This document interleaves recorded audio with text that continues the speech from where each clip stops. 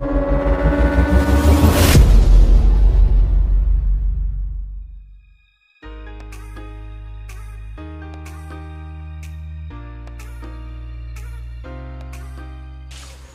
giờ chú nó in số về đón đi mà.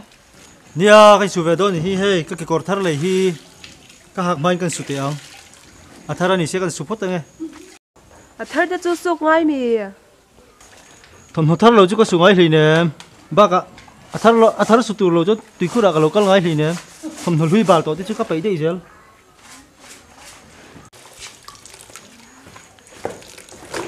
ha thầm thar số tiền cái này mình lâu kiến đâu đâu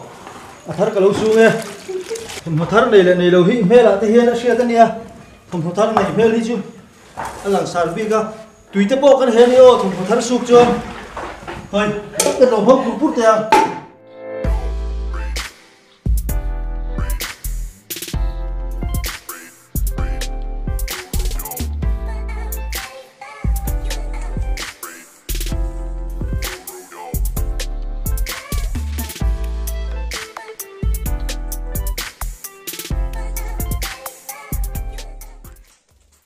tiếng nghe bố gì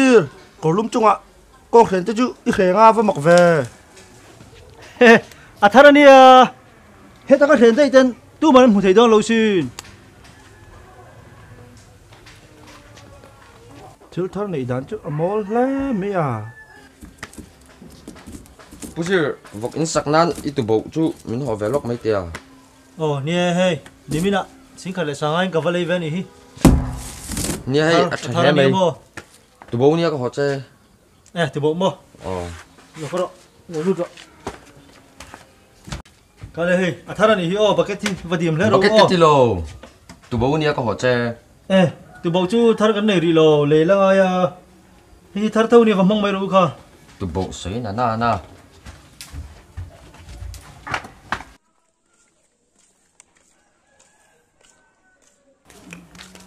Bố giờ chú với những máy thuộc nó nghe.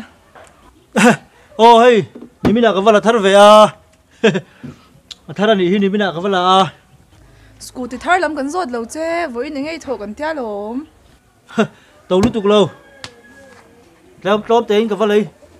anh nhị tặc chú thar về khắp mấy school tiêu chú thiếu thar này hết xa chín lúc đó à Rốt phần phải thì ngay đầu đấy cái này.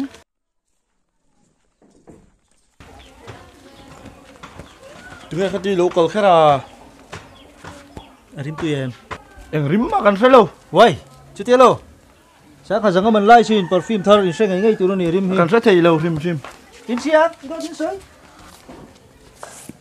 cái này hit team xin sẽ có vấn đề cái ổn đón thấu thiếu thar này hit chú em bóc tụi nó này mấy nè cái thục đón lâu ráng cái lèn pui miết đón tiền tự tin mình hồ đó xe mình phía nó khác thiếu mà nhỉ ha cái lâu rằng chứ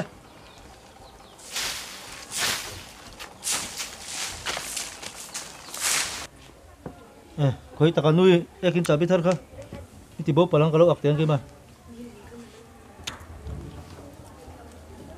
thì bố bảo nó bằng gần ọc thang này